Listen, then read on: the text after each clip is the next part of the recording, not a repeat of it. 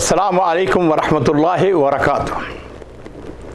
बिस्मिल्लाह वस्सलातु वस्सलामु अला रसूलिल्लाह। नाज़रीन किराम, अगर किसी को अंगूर के खोशे के बदले में वज़ारत मिल जाए, आप कैसा महसूस करेंगे? आप यही कहेंगे ना कि ये कितनी सस्ती वज़ारत है। मगर हक और सच ये है कि एक शख्स को अंगूर के खोशे के बदले में वज़ारत मिल गई। मगर इस दास्तान जो आप सुनने जा रहे हैं उसके पीछे सच्चाई, जूदो करम और तकवा की एक दास्तान है। औनुद्दीन अबुल मुज़फ़्फ़र याह्या बिन मोहम्मद हबैरा शेबानी नहायत मुफ़रज़ कल्लाज ख़ानदान में पैदा हुआ। ख़ानदान के लोग मामूली ज़राअत पेशा थे, पढ़े लिखे ज़्यादा नहीं थे। उस ज़माने में किसी को पढ़ने पढ़ाने या इल्म हासिल करने का वक्त और शौक़ ही कहाँ था। मगर याह्या बिन मोहम्मद इब्न हबैरा, इसका मामला और था। बचपन से बड़ा ज़हीन, फ़तीन, इल्म दोस्त, उलमा के मजलिस में जाता, जो वो सुनता उसको याद कर लेता, लिख लेता, हाफ़ज़ा कमाल दर्जे का था, अदब से खूब लगाव था। अरबी ज़बान मादरी ज़बान थी, शेर व शायरी से खूब शगफ, ख़ुद भी शायर। और जो दूसरे शोरा थे उनके बहुत सारे अशार उसको याद थे। उलमा की मजालस में बैठ कर इल्म हासिल करते करते ये फ़िक़्ह हनफी का माना हुआ उस्ताद बन जाता है। और फिर एक दिन वो बगदाद शहर के अंदर आ जाता है, इल्मी हलकों में खासा मारूफ हो गया। मगर घर के हालात अच्छे नहीं थे। उसने नौकरी की तलाश में हुकूमत के मुख्तलिफ अदारों में जाना शुरू कर दिया, मगर जहाँ भी जाता वहाँ से जवाब मिल जाता। एक दिन ऐसा हुआ कि वह अब्बासी खलीफा के दीवान खाने में चला गया। वहाँ उसने दरख्वास्त दे दी। जब भी वह अपने मामले का पता करने के लिए जाता, वहाँ से जवाब मिलता कि जनाब अभी असामी खाली नहीं है, फिर आ जाना, फिर आ जाना। जिस वक़्त मुसलसल वो जद्दोजहद कोशिश करता रहा, उसको जवाब यही मिलता कि बाद में आना, बाद में आना। मायूस होकर उसने अपना आखिरी दिरहम खर्च किया और अपने गाँव वापस जाने का रास्ता अख्तियार किया। इसने पैदल ही सफ़र शुरू कर दिया। थोड़ा दूर चला, असर की नमाज का वक्त आ गया। उसने देखा इधर उधर कोई मस्जिद नज़र आ जाए, तो उसको पुरानी सी मस्जिद नज़र आई।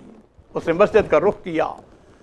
मस्जिद के कुएं से उसने वुज़ू करने के बाद जब नमाज शुरू की तो उसको मस्जिद की एक जानब किसी के कराहने की आवाज़ आती है। उसने नमाज ख़त्म की तो उसने उस आवाज़ की जानब तवज्जो दी। मस्जिद के कोने में एक मरीज़ लेटा हुआ था। जब उसने जाकर उसको छुआ तो बुखार से तप रहा था। उसने हाल पूछा, कहने लगा पूरे जिस्म में शदीद दर्द है और इसका दुनिया में कोई रिश्तेदार, कोई दोस्त, कोई अजीज़ो अकारब नहीं है।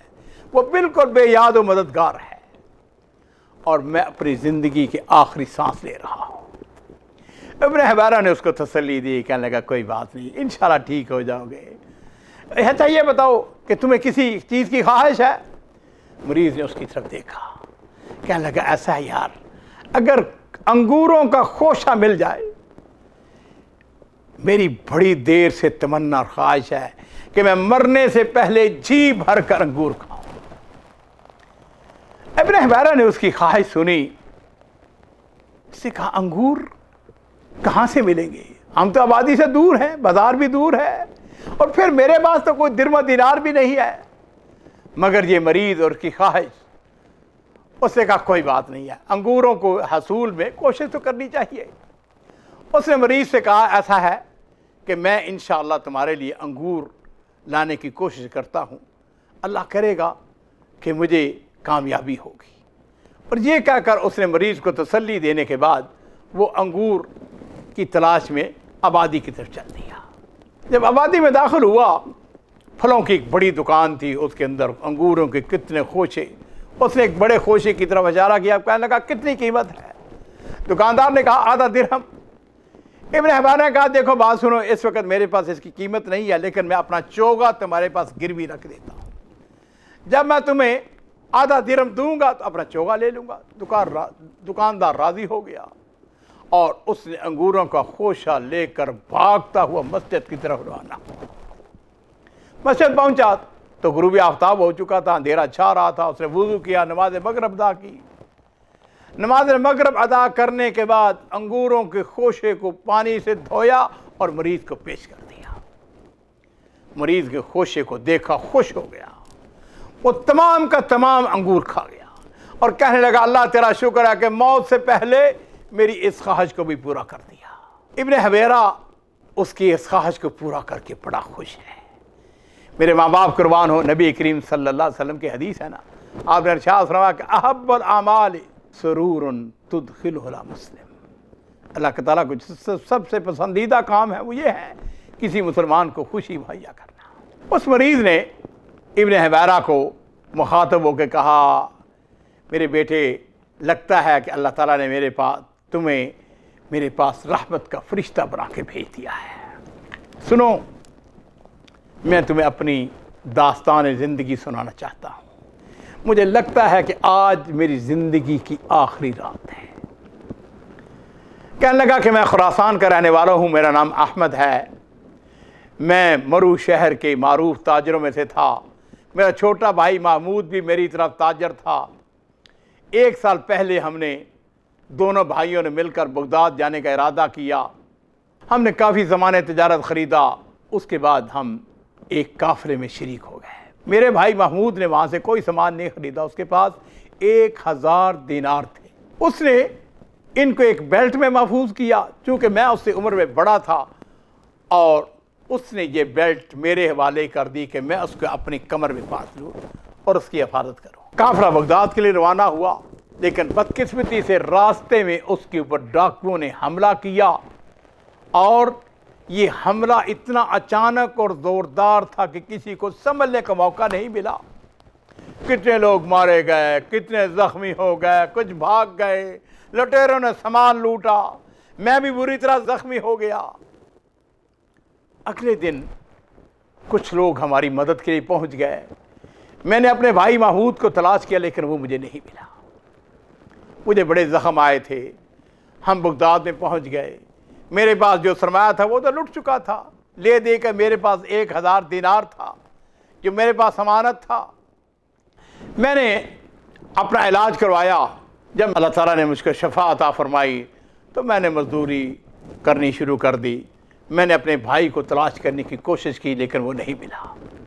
کہنے لگا کہ وہ رقم آج بھی میرے پاس تھیلی میں محفوظ ہے، ایسا لگتا ہے آج رات میری موت واقع ہو جائے گی، اگر میں مر جاؤں تو مجھے غسل دے کر اسی جگہ دفن کر دینا، اور یہ رقم والی تھیلی تم لے لینا۔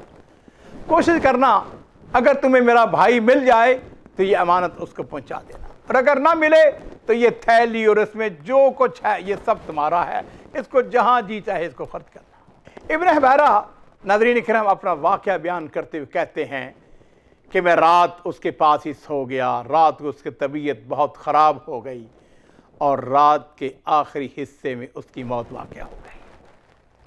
میں نے اس کو وہیں پہ دفن کیا، اور وہ 1000 دینار اس کو لے کے وہاں سے چل دیا۔ سب سے پہلے تو میں انگور کی دکان پر گیا، 1 دینار اس کے حوالے کیا، اس نے مجھے چوگا واپس کر کے آدھا درہم مجھ کو واپس کر دیا۔